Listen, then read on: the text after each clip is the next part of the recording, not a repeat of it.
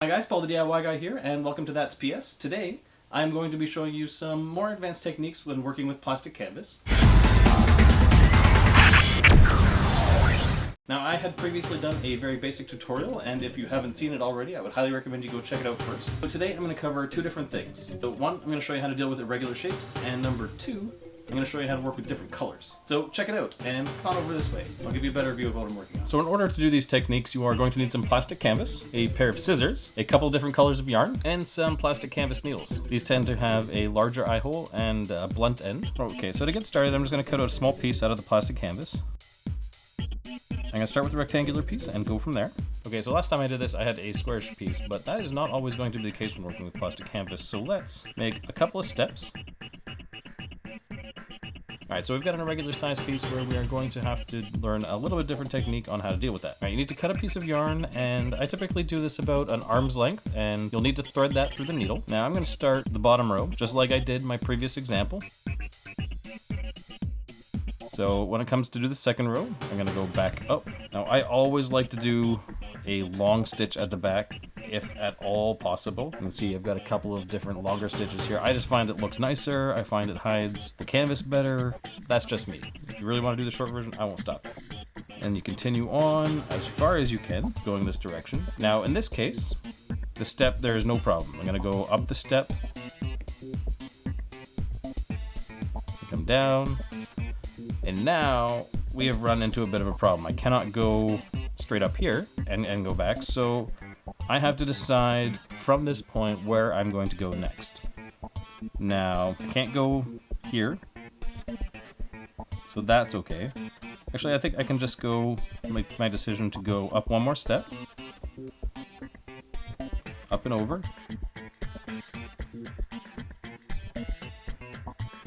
back another row. Because this is close enough to the back, I'm going to put it in the bottom. Now this is going to stick out just a little bit, but that's okay. Not a big deal. And you know what? I'm going to make another change to this to give a little bit more of an idea of how to do some really, really difficult steps. So for this next row that comes up, I am going to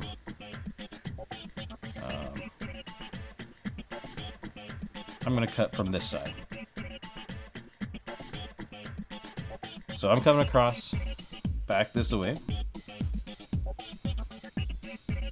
and I know that for my next row I am going to need to be back right about here. I know that if I want to come back this way, I can't end up down on this side. There's just no way that this angle is going to get back far enough. So there are two ways that I handle this.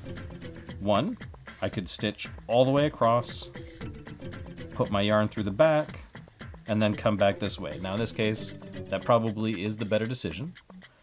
But I'm going to show you something that I often do when I really am stuck and don't want to do behind the back, where I'll skip a stitch, I'll go through again to the next one, skip the next stitch, and so forth until I get all the way to the end of that row that I want to double back on, and then come back the other direction on it.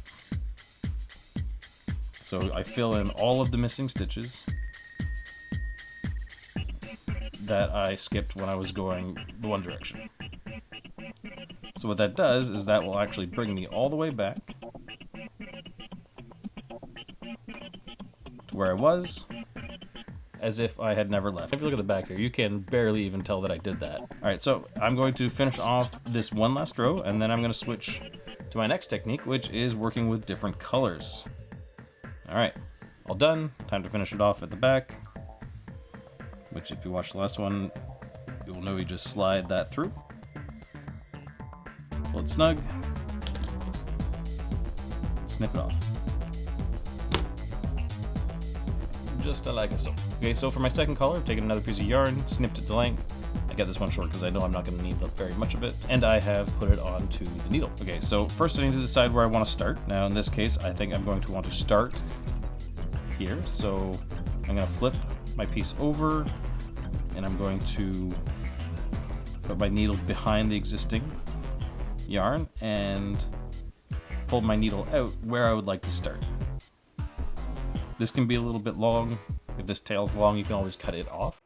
And then I'm just going to do regular stitching the way I was before.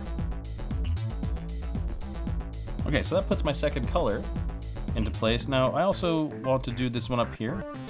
So in order to do that, I'm going to do pretty much the exact same thing I did to start, but instead of starting a new piece, I'm going to use the existing pieces. Snip this off here.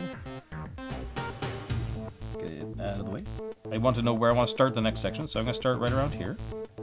So I'm going to go behind and then bring my needle out right about where my next row is going to start and carry on. And that really is all there is to it.